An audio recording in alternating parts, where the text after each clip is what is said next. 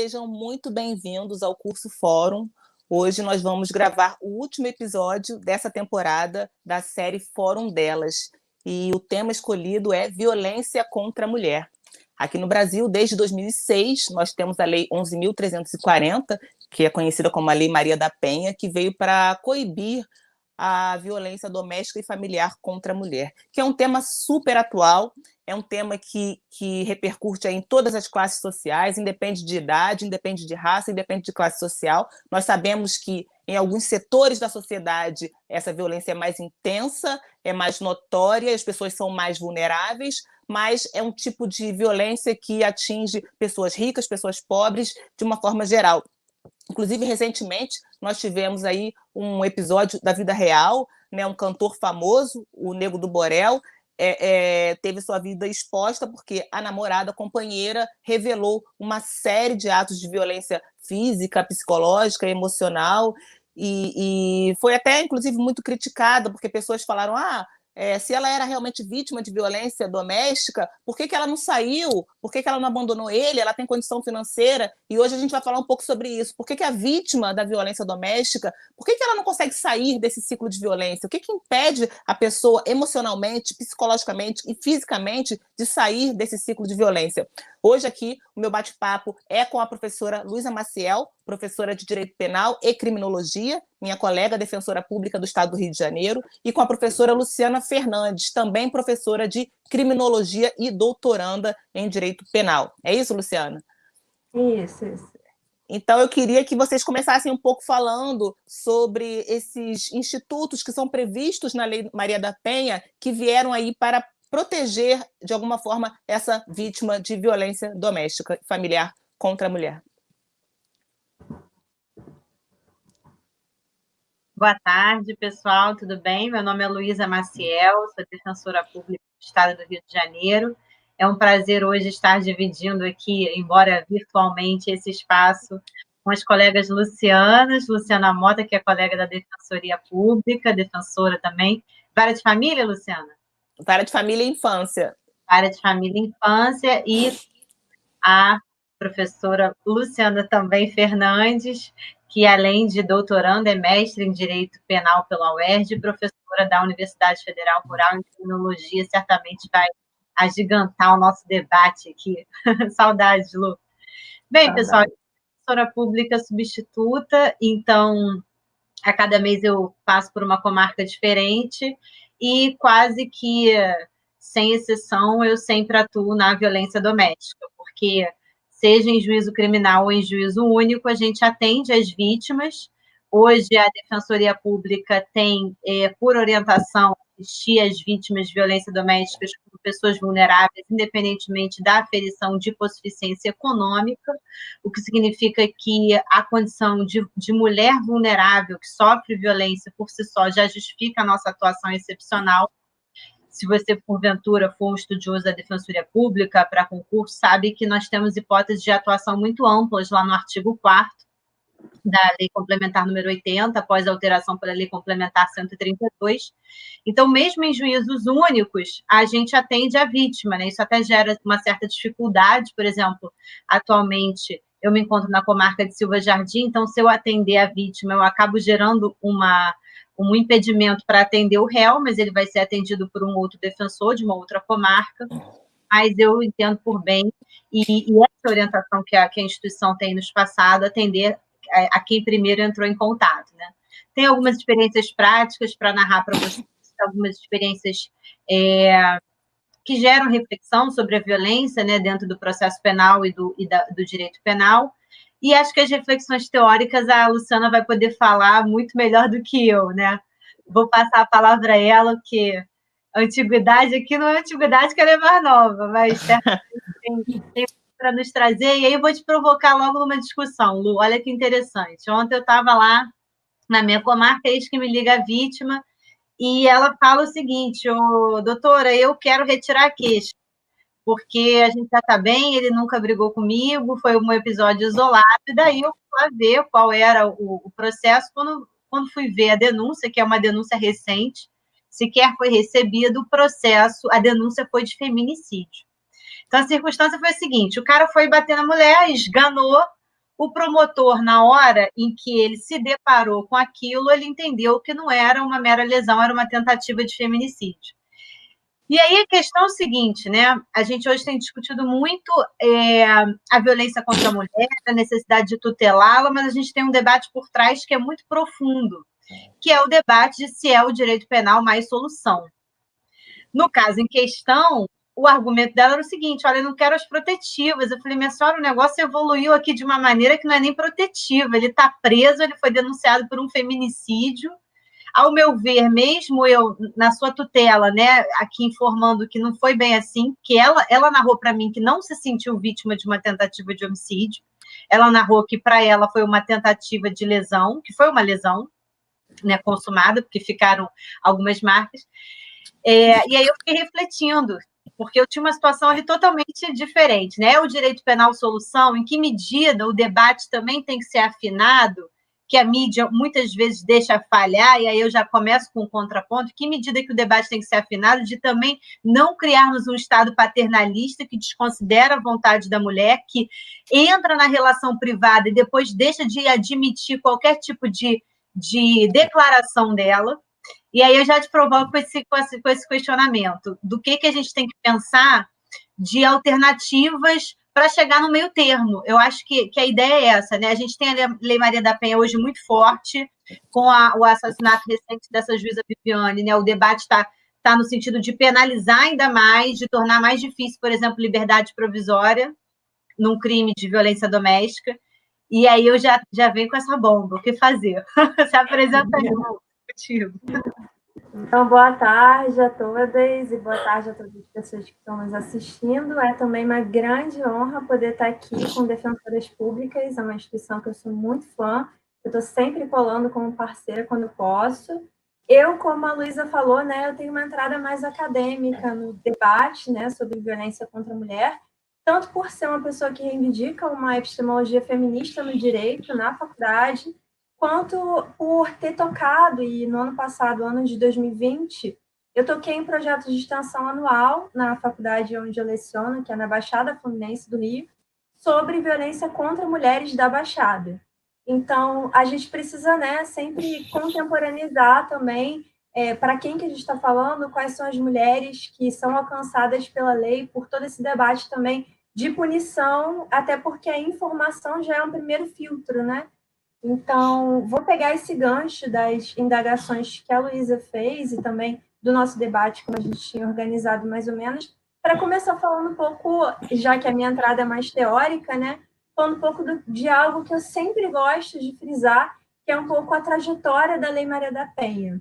Que eu acho que ela se perdeu e isso tende a responder também a uma parte da indagação da Luísa no sentido de termos hoje uma demanda muito forte por proteção, termos hoje uma lei da Maria da Penha que está sendo muito recachutada para virar um instrumento criminalizador, enquanto na sua origem, né, o projeto de lei 4549 de 2004, ele é um projeto que é multidisciplinar, que não pensa só na área da criminalização, muito pelo contrário, a Lei Maria da Penha ela não veio com crime, né, na sua redação original, e ela vem sendo remendada para que a gente cada vez mais pense no aspecto penalizador e pense um pouco menos naquilo que, na meu entender, e de outras pesquisadoras também, a Lei Maria da Penha tem de principal potência, que é pensar mesmo num projeto de lei que é fruto de uma advocacy internacional de vários movimentos de mulheres no Brasil, que foi fruto de estudos, de levantamento da legislação de outros países, principalmente da Espanha, de instrumentos internacionais de direitos humanos, foi fruto principalmente da redação de um conjunto de instituições e de organizações não governamentais que atendiam mulheres em situações de violência. E é por isso que é um marco legislativo relevante, por ser fruto dessa participação militante, por ser retratos, principalmente na década de 80, né, da organização de mulheres que estavam reivindicando aí a superação da tese da legítima defesa da honra e outras teses que a gente sabe, né, reforçam o Estado patriarcal do direito, e que veio, então, com essa pegada muito multidisciplinar, veio com um foco na prevenção veio com um foco na educação, veio com políticas públicas que envolvem todos os entes, né, do nosso Estado, União, Estado, Distrito Federal, municípios, veio com a implementação das DEANs, que são lugares que são fundamentais para a gente pensar nesse acolhimento, veio com a estratégia da capacitação dos agentes, da não vitimização, veio com a responsabilidade dos entes públicos e particulares nesse campo, e veio com a delimitação mesmo de um certo conceito, um certo norte de o que seria, então, o que a gente pode entender enquanto violência contra a mulher para chamar a lei. Mas acho que é assim que eu queria começar essa conversa, respondendo em parte a Luísa. A Lei Maria da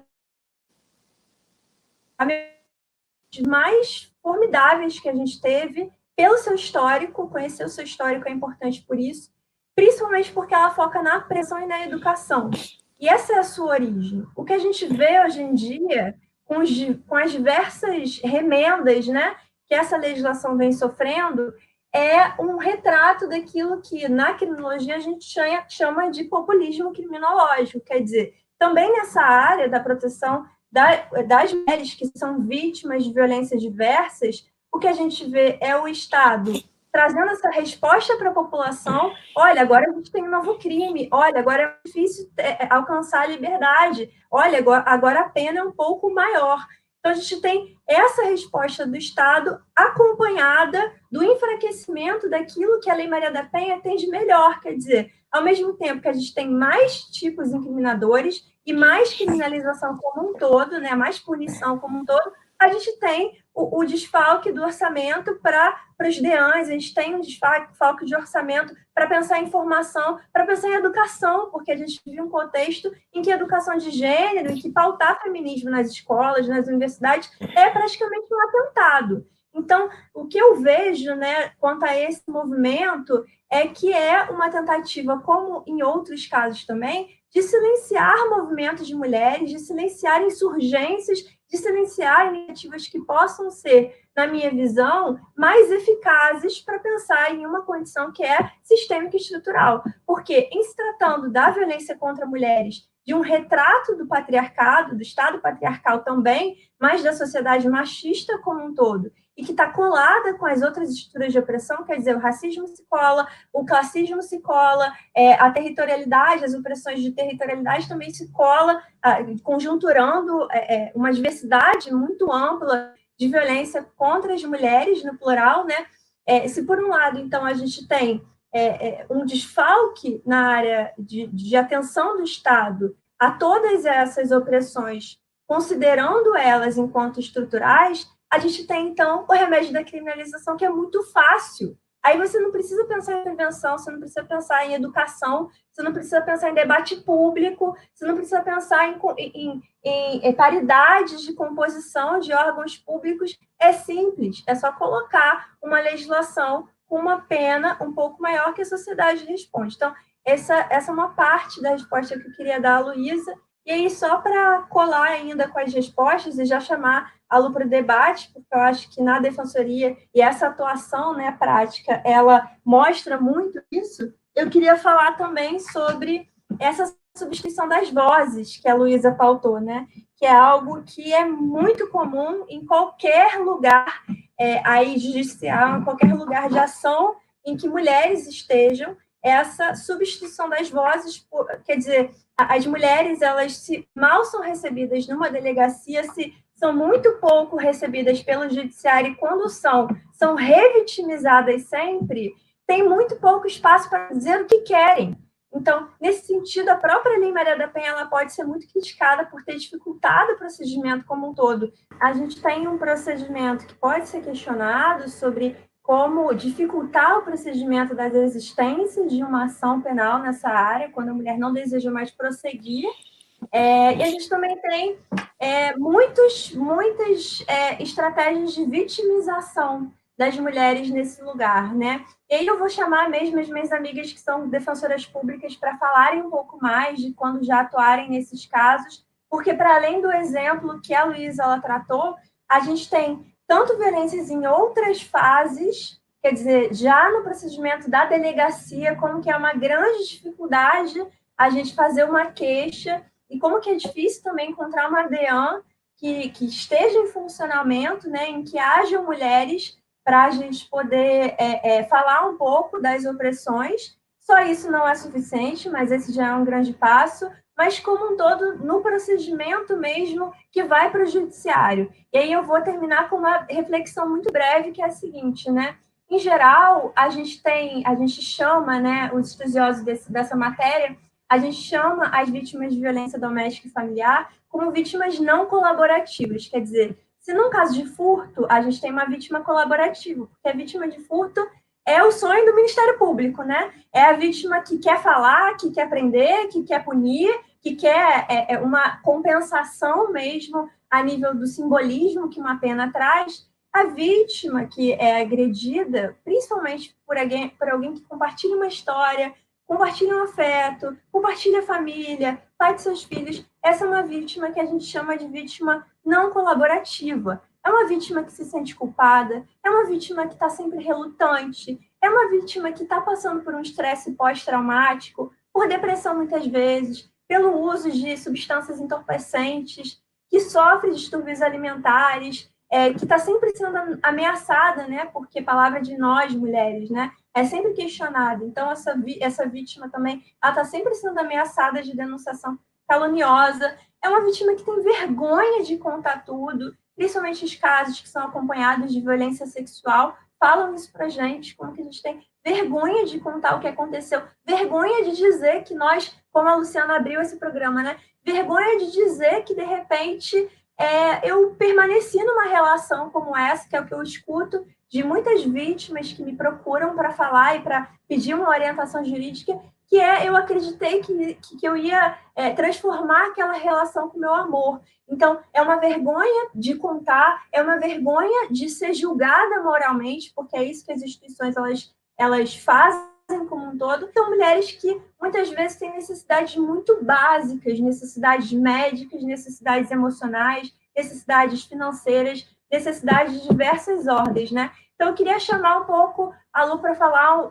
da sua trajetória, do seu contato com o tema, falar um pouco da atuação da Defensoria Pública, e de como que nessa relação entre judiciário e outras instituições como um todo que a gente tem formais para acolher essas vítimas, a gente muitas vezes tem um efeito reverso àquilo que a gente pretendia na militância, né, de nós mulheres, que é não proteger, não acolher, não educar e não prevenir, e sim, muitas vezes, reproduzir violências, reproduzir essa contestação da verdade e reproduzir, portanto, opressões de toda a ordem. Aqui a gente fala Lu, as três são luz, né? Mas eu vou... eu vou assumir o papel de Lu e vou falar um pouco da minha experiência. Eu sou titular de vara de família e infância, mas várias vezes tive a oportunidade de acumular órgão de vara criminal com atribuição para violência doméstica e familiar em geral. O que eu vejo? Na Defensoria Pública, a gente tem um recorte muito interessante desse tema, que é o recorte social e racial, porque a Defensoria Pública atende as pessoas que são hipossuficientes, e no nosso país nós sabemos que a maior parte das pessoas que são hipossuficientes, que são das classes mais baixas, são pessoas da raça negra. Então é um recorte que eu digo mais racial e mais social. Então, por que assim, eu até questiono muitas vezes quando eu vejo essas críticas de essa vítima não largou esse agressor porque sabia que estava num relacionamento abusivo e se manteve nesse ciclo de violência, por que essa pessoa não saiu? A gente tem que ter noção de que muitas vezes essa vítima, ela até tem, em muitas situações, ela não tem consciência de que ela está nesse relacionamento abusivo. Muitas vezes o relacionamento é abusivo e a pessoa só consegue perceber aquilo, mesmo que a família, os amigos avisem, a pessoa só consegue perceber aquilo depois de muito tempo, né? Depois que já está envolvida em síndrome de pânico, de depressão, com diversos questionamentos psiquiátricos, inclusive, é que a pessoa consegue se livrar, sair daquele ciclo. Mas ainda assim, a gente tem que ter noção de que muitas vezes a pessoa tem consciência de que está num relacionamento abusivo, de que é vítima de violência, mas a pessoa não sai por motivos financeiros, por motivos econômicos. A gente tem que ter consciência de que essa pessoa, muitas vezes, não está inserida no mercado de trabalho, não tem uma independência financeira, tem aí diversos filhos menores que precisam do sustento daquele abusador. Então, essa mulher, ela se mantém nesse relacionamento por necessidade, e muitas vezes, para não dizer na maioria das vezes. Então, eu concordo muito com a Luciana que a gente se perdeu um pouco na Lei Maria da Penha com essa questão de tratar um pouco essa vítima como uma pessoa que não tem autonomia para decidir o que ela quer. Mas eu acho que, na prática, talvez, com esse recorte social e racial que nós vemos na Defensoria, a gente tem que ter um olhar mais especial, digamos assim. Eu vou contar um caso prático que ficou muito guardado na minha cabeça. Tem mais ou menos um ano que eu fiz essa audiência. Era uma audiência de instrução e julgamento para oitiva da vítima e das testemunhas. E eu estava defendendo o suposto abusador, né? Suposto agressor. Era o marido dela, eles tinham, salvo engano, 3 filhos que moravam juntos. E aí, antes da audiência, eu fui conversar com o rapaz e ele me perguntou assim: doutora, o que acontece se ela desistir agora? E aí eu expliquei para ele que naquele momento, naquela fase processual, ela não poderia mais desistir. E aí ele ficou insistindo, ele falou assim: não, mas e se ela, na hora de prestar o depoimento, se ela disser que isso não aconteceu, que eu não agredi ela, o que acontece? Aí eu falei: olha, se ela disser que você não agrediu ela e realmente as testemunhas confirmarem isso, você pode ser absolvido. Mas, considerando que ela lá atrás fez um registro de ocorrência declarando isso, e conhecendo o juiz que está aqui em atuação nessa comarca, eu acredito que ele pode mandar extrair peças para que ela eventualmente responda pelo crime de denunciação caluniosa. Aí ele chamou a mulher que estava sentada ao lado dele, chamou ela, e ela veio com aquela cara de pânico, visivelmente em pânico, e veio falar comigo também. E aí ele explicou para ela na minha frente, falou: olha, acabei de falar com a doutora aqui, ela falou que você pode dizer sim, que eu não te bati, não, que depois você só responde um processinho por denunciação caluniosa. E aí ela me perguntou: mas e aí, eu vou ficar com a minha ficha suja? Como que acontece isso? E aí eu expliquei para ela novamente, na frente dele, que ela ia prestar depoimento na qualidade de vítima, ela não era obrigada a prestar testemunho, mas caso se verificasse que ela lá atrás mentiu, o juiz poderia levar isso adiante. E aí ela, na frente dele, falou assim: não, tá bom, então é melhor eu responder por denunciação caluniosa do que você ficar preso. Foi a fala dela. Não que ele fosse ficar preso, mas as pessoas têm essa ideia de que o condenado, em algum momento, vai ficar em regime fechado, né? Então ela falou assim para ele: não, então tá. Aí ele: então tá bom, amor. Chamando de amor porque eles tinham reatado o relacionamento. Então tá bom, amor, você fala Sendo isso. Que a pena é bem maior, né? Da denunciação caluniosa. Sim, mas o medo dela era ele ficar preso, porque ele era o provedor da família. A questão toda era essa. Ele era o provedor da família e ela não trabalhava.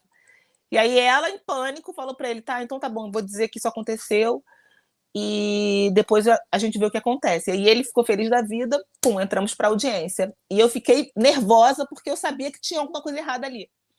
Mas eu estava defendendo ele, né? E o defensor público, ele tem que defender o assistido independentemente de outros fatos, digamos assim. E aí, quando ela entrou para prestar depoimento, a promotora percebeu que ela era vítima constante de violência e começou a perguntar, e ela não conseguiu sustentar que era mentira. E ela contou tudo, que ele batia com a cabeça dela na parede, que ele pegava cabo de vassoura e batia nela, que as crianças eram testemunhas, que ele batia muito, ela não aguentava mais aquilo, mas que ela não queria de jeito nenhum que ele fosse condenado, porque se ele fosse preso, ou se ele fosse condenado e se separasse dela, ela não ia ter como se manter e como sustentar os filhos, e ela precisava muito dele. E eu fiquei muito com aquilo na cabeça. Eu acho que essa é a realidade, talvez, de mais de 80% das mulheres que são vítimas de violência no nosso país. E aí eu me perguntei, até que ponto a gente deve realmente obrigar essa mulher a levar essa acusação, né, essa denúncia, entre aspas, porque não é ela que faz a denúncia, é o Ministério Público, mas essa queixa adiante, até que ponto a gente deve garantir a ela essa autonomia, se é que essa pessoa nessa situação estava realmente em condições de ter autonomia, e até que ponto o Estado pode interferir a ponto de não permitir ou permitir que ela desista? Eu fiquei me questionando isso, porque se essa mulher trabalhasse, se ela tivesse uma condição financeira, uma independência financeira, talvez se os filhos não fossem tão pequenos, tão dependentes assim, talvez ela tivesse chegado ali naquela audiência totalmente segura e relatasse tudo desde o começo, e em nenhum momento ela teria cogitado negar essa violência. E era um ciclo de violência que já durava anos. Então, ela, pela primeira vez, criou coragem de levar isso adiante, talvez porque tenha chegado no limite dela. A gente não sabe desde quanto tempo ela já apanhava, o que os filhos presenciaram, mas ela chegou no estopim, no limite, e aceitou, inclusive, a condenação dele pelo crime. Essa é a realidade do nosso país. E eu repito, acontece em todas as classes sociais, acontece. A gente viu aí recentemente o exemplo dessa menina que eu falei no começo, essa modelo, que era companheira do Nego do Borel, uma menina que vem de uma família que tem condição financeira. Eu estava lendo o depoimento dela antes da gente começar o bate-papo. Vem de uma família de médicos, classe média, né? Ela é uma menina que não teria necessidade, talvez, de se manter nesse ciclo de violência, e se manteve, disse ela, por 3 anos. Por 3 anos se manteve num relacionamento em que ela sofria violência física, psicológica e emocional. Se essa menina, que tem uma condição financeira, uma família por trás dando suporte, se manteve nesse ciclo de violência por tanto tempo, a gente imagina o que não acontece com o assistido da Defensoria Pública, com a assistida da Defensoria Pública, que muitas vezes nem sabe que existe uma delegacia especializada para isso. Né? Não sei se é algo totalmente divulgado nas comunidades, que existe uma delegacia específica, especializada, que a Defensoria Pública tem um núcleo especializado para a defesa da mulher vítima de violência. Muitas pessoas nem sabem onde devem chegar para recorrer, a que órgão deve procurar, recorrer para sair desse ciclo de violência. Não sabem nem se podem ou não, se devem sair, porque tem medo de simplesmente não sobreviver após quebrar esse ciclo. Tem medo do homem sumir e não pagar pensão alimentícia para os filhos, tem medo de não conseguir se sustentar, elas mesmas, financeiramente. Enfim, é complicado, porque a gente mora num país de, enfim, mais de 70% das pessoas de classe baixa, baixíssima, né? Não estou falando mais ou menos baixa, baixíssima. Pessoas que não têm condições. Lu, é interessante, assim, que a interpretação que se deu à Lei Maria da Penha, né, é de que a ação penal, no caso de lesões corporais, do artigo 129, parágrafo 9º, é pública incondicionada, né? Ela não admite a representação. Essa foi uma interpretação do STF em 2012, que hoje pauta a atuação do judiciário e dos demais agentes do sistema penal. Só que, como eu mencionei no início, como eu passo por várias comarcas no estado do Rio, alguns juízes, né, com a anuência do promotor ou da promotora, eles têm por hábito ouvir a vítima de forma informal, na sala de audiência, um pouco antes da audiência ter lugar, né, com o consentimento do defensor, e no caso dela manifestar esse interesse e não dar seguimento ao processo, sugerir que ela se valha da previsão do artigo 206 do Código de Processo Penal, né, que diz que pessoas com alguma relação de parentesco com o réu não têm a obrigação de prestar depoimento, né? Então, ela faria ali, quase que um teatro para que ela não incorra na denunciação caluniosa. Então, ela falaria que não se recorda, não quer prestar depoimento a respeito daqueles fatos, e ela ficaria em silêncio, e aí, por ausência de provas, esse réu acaba sendo absolvido. É um momento muito tenso, eu já me deparei com algumas situações muito difíceis, como defensora mesmo, né? Para quem nos escuta e é estudante ou interessado no tema, na capital do estado, nós temos um defensor para cada lado desse conflito de interesses, né? Para a vítima e para o acusado. No entanto, no interior, né? E às vezes nem precisa ir tão longe. Acho que até, não sei se Niterói, por exemplo, na região metropolitana, tem defensor pela vítima. Até pelas dificuldades orçamentárias, né, de defensor público, a gente só tem um defensor pelo acusado, a não ser que a vítima vá à defensoria, mas não é automática essa atuação, pelo menos na audiência, né? do defensor ou da defensora pela vítima. Então, eu, como defensora, já me deparei com as situações que a mulher vem falar comigo, olha, eu quero desistir da mesma situação que aconteceu com você.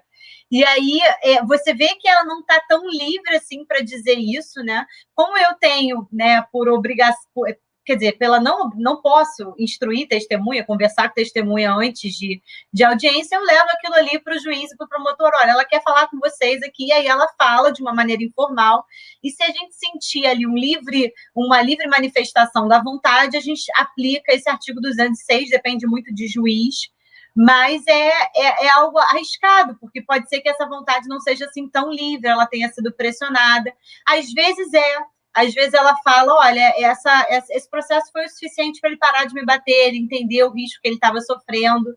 Às vezes é uma questão econômica mesmo, né? O pai é o provedor da família, trabalha com um vínculo formal de emprego, uma condenação pode gerar a perda do emprego.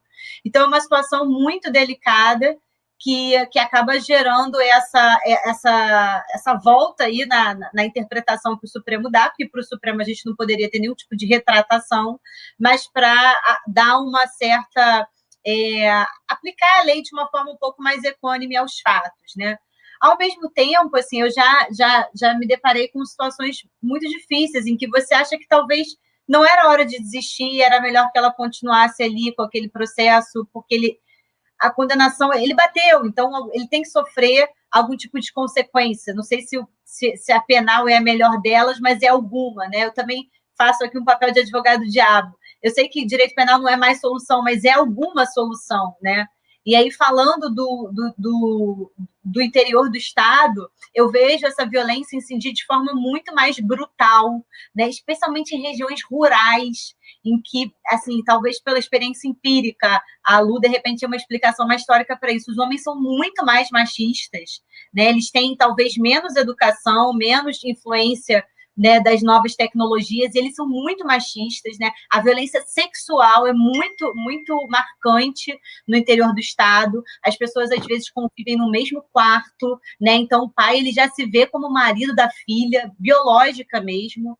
É uma situação muito difícil, né? Lidar com esse tipo de violência ainda mais arraigada de pessoas com menor escolaridade, que é o que geralmente chega para a gente lá na defensoria. E aí, Lu, o que você tem a acrescentar? Eu vou também, como a Luciana, né? Vou pressupor que a Lu agora sou eu. Eu anotei muitas coisas que vocês falaram, estou adorando essa conversa. Eu acho que do que vocês falaram que eu anotei para poder comentar assim, de algumas reflexões que eu já tive. A primeira delas, sobre informação. E eu vou falar sobre isso porque o projeto de extensão ao qual eu fiz parte era voltado para isso, para difundir informação para mulheres nas regiões contingentes a Nova Iguaçu, que é uma região da Baixada Fluminense, aqui do Rio de Janeiro, sobre não só quais são as formas de violência que existem, mas também, principalmente, o nosso foco era divulgar os lugares de assistência a essas mulheres, que é uma atuação que a Defensoria ela faz também. O Núcleo de Direitos Humanos assume esse lugar, né, com muito contato aí com as secretarias estaduais e municipais, sobretudo municipais, e muito pouco se conhece sobre a atuação desses núcleos, e é muito importante divulgar esses lugares, né, justamente para a gente poder, eu acho que assim, quanto mais a gente debate a importância institucional de algo que é criado, a gente também pressiona politicamente a sua manutenção.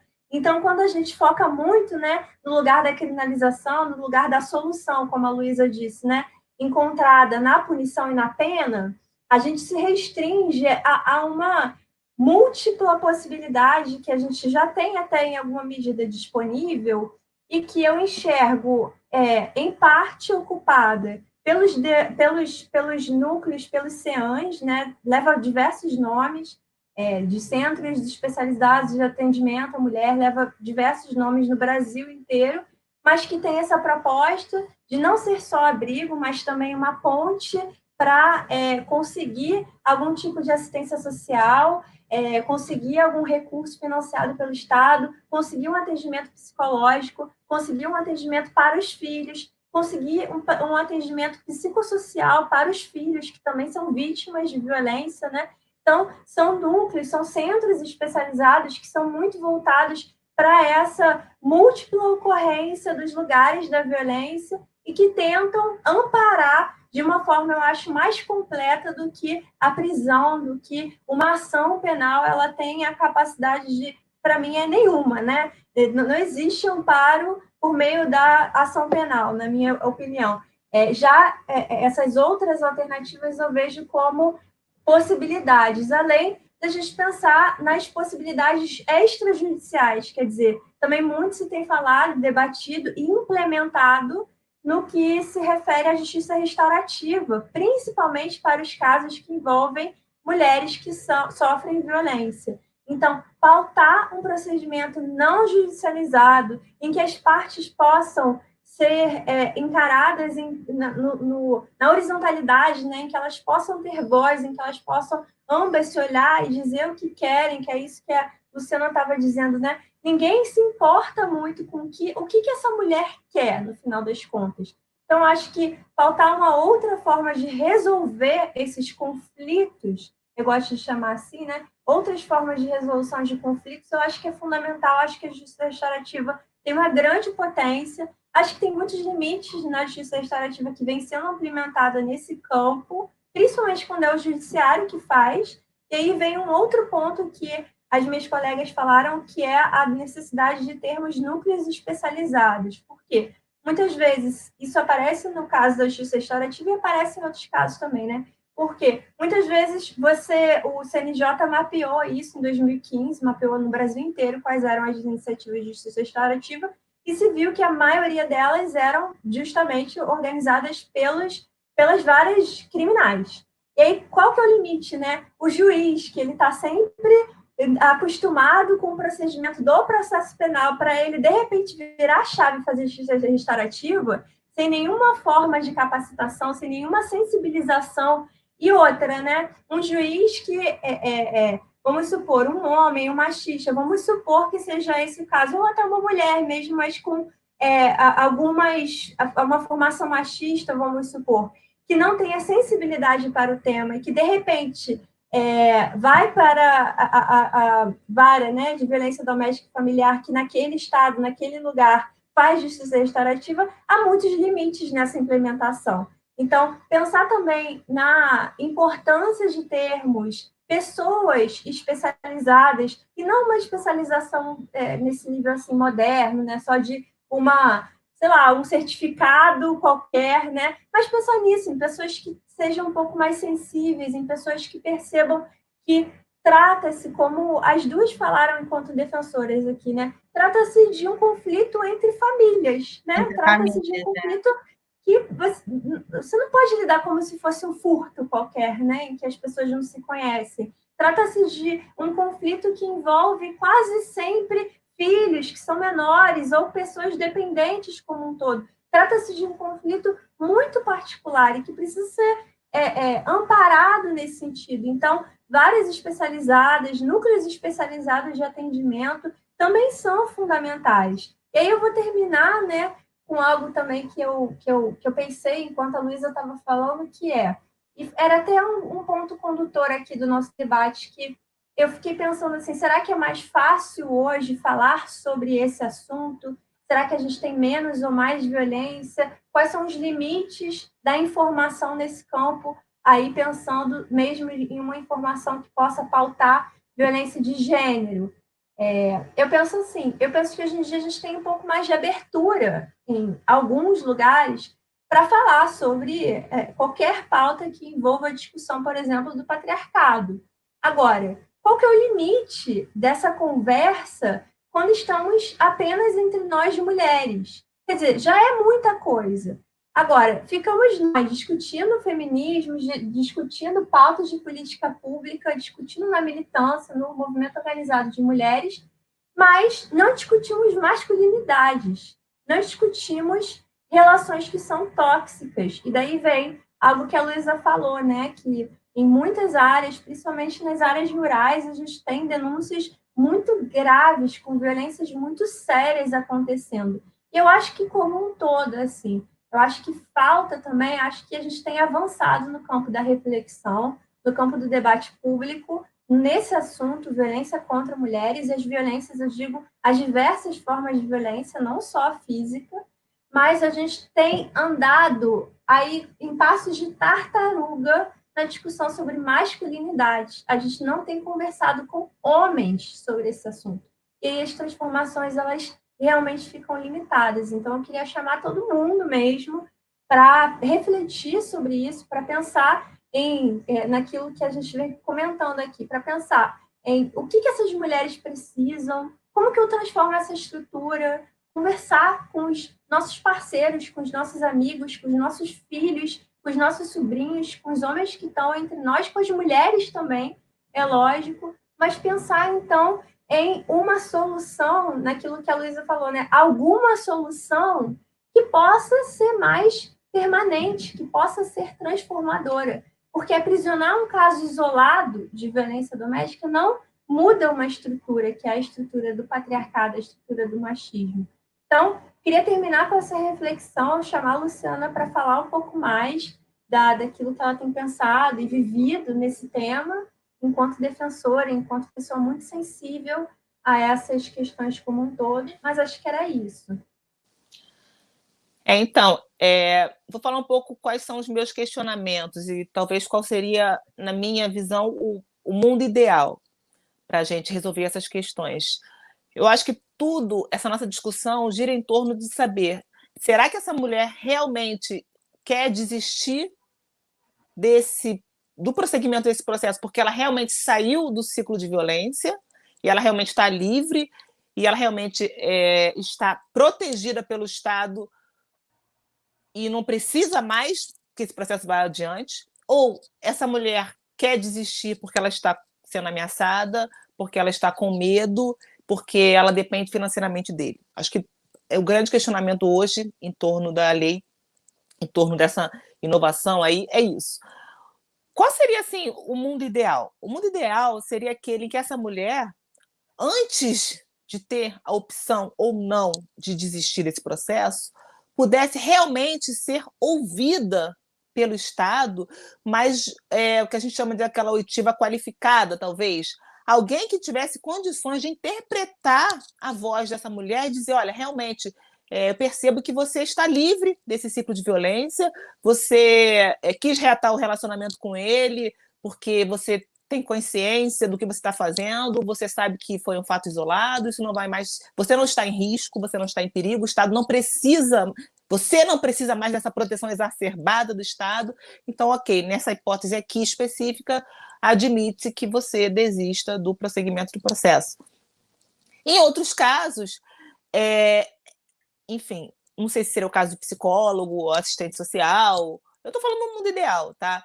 Essa mulher, antes de desistir, ser ouvida, ter essa oitiva qualificada e a pessoa, né, o profissional que seja o defensor público. Acontece, né, Lu, hoje com as crianças que são vítimas de abuso sexual por conta da lei, e funciona muito bem, né?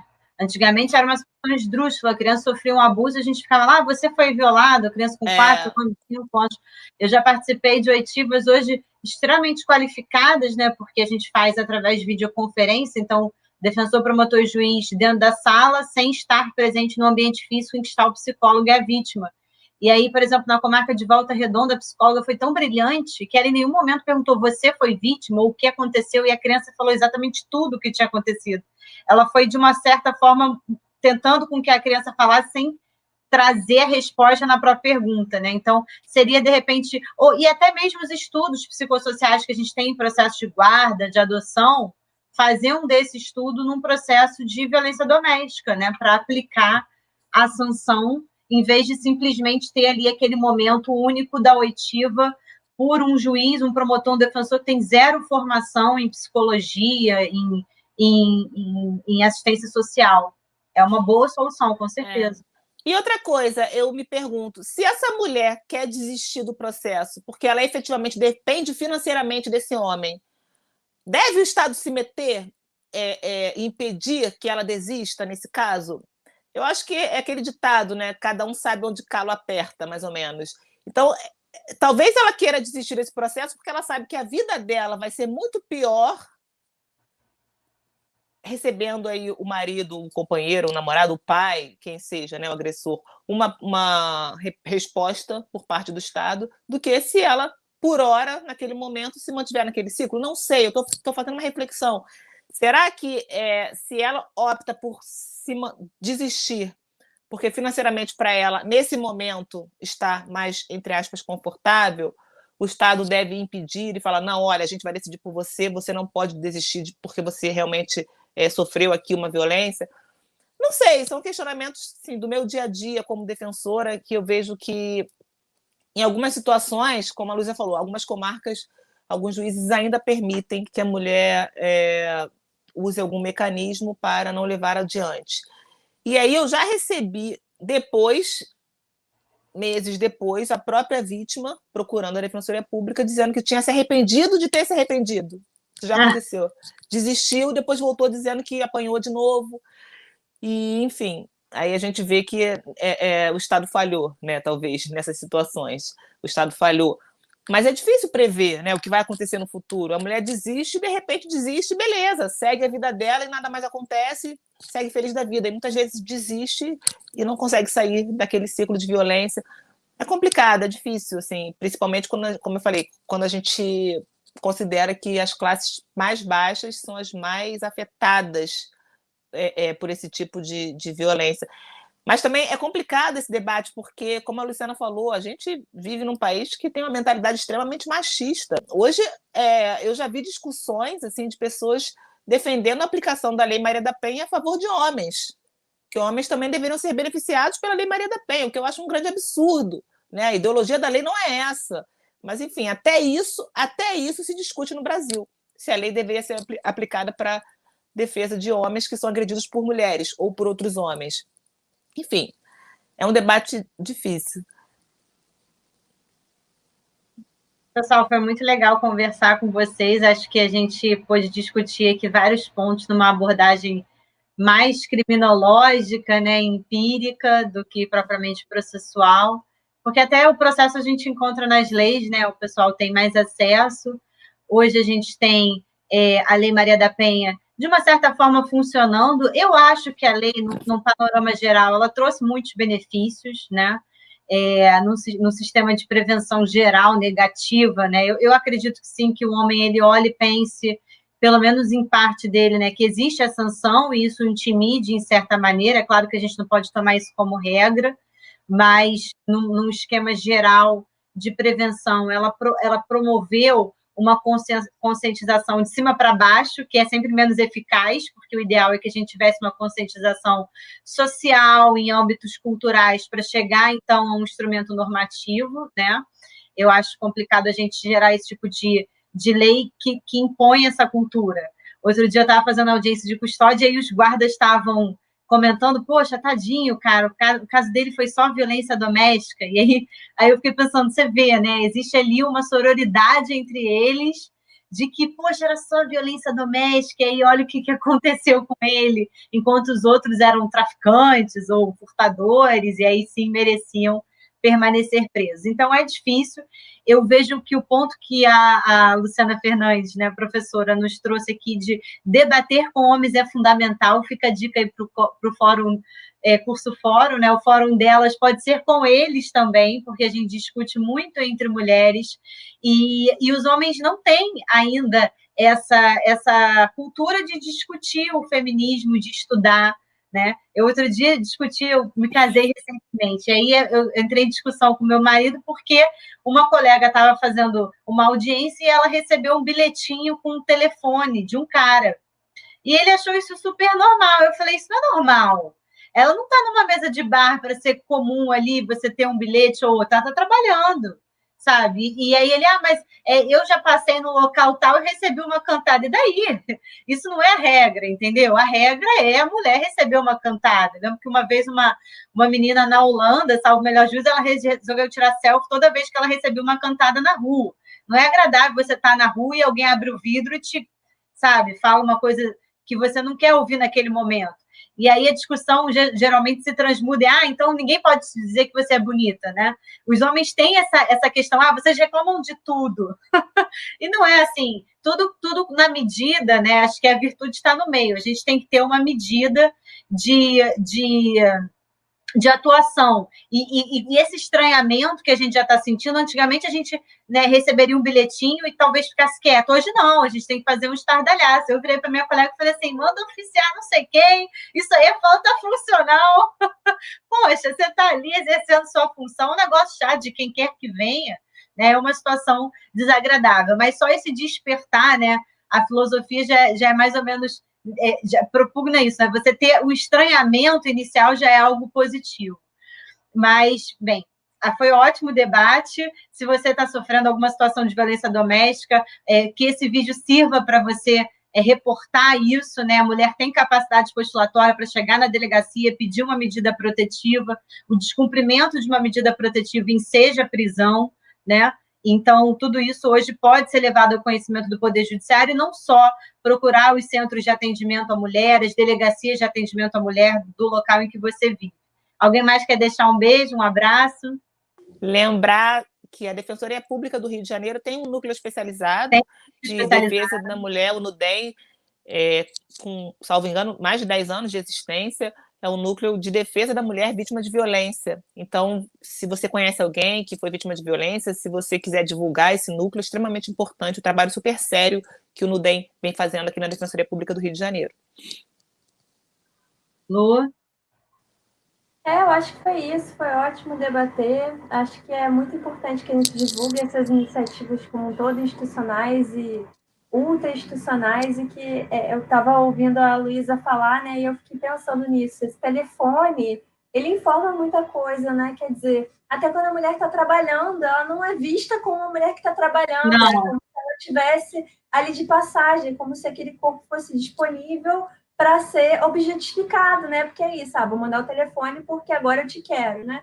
Então é muito importante que a gente reflita sobre coisas muito costumazes, né? E que a gente possa romper com algo. Tem uma psicóloga teórica que eu gosto muito, que é a Valesca Zanello, que ela fala sobre a broderagem, que é assim, que é isso que a Luísa falou, né? Como que os homens eles estão muito disponíveis para achar que é normal, para achar que a gente está exagerando, e isso tudo causa esse efeito em nós, nas mulheres que provavelmente vão assistir a esse vídeo, de pensar, não, talvez eu esteja superinterpretando, ou talvez seja uma questão de autoestima minha, quando não, né? A gente precisa falar sim, incomodou, tem que falar, nosso corpo não está disponível para ser violado de nenhuma forma, então a gente precisa não só poder falar entre nós, como também romper com esse silêncio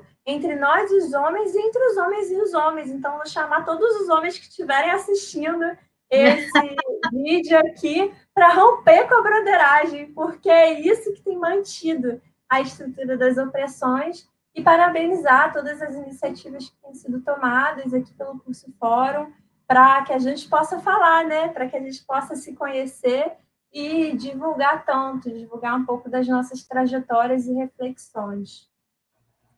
Então, obrigada pela participação de vocês, foi ótima.